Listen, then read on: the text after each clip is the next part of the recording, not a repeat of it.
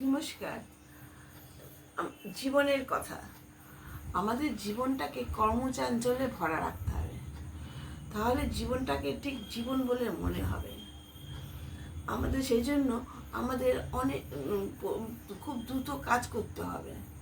দ্রুত কাজ করলে অনেক কাজ হয়, আর অনেক কাজ করতে পারলে জীবনে একটা গতি আসবে। আর ঢিলেঢালা জীবন মোটেই ভালো নয়। সে ঢিলেঢালা জীবনে মনোসংযোগ রাখা খুব কঠিন, আর মনোসংযোগ না থাকলে কাজে খুব ভুল হয়।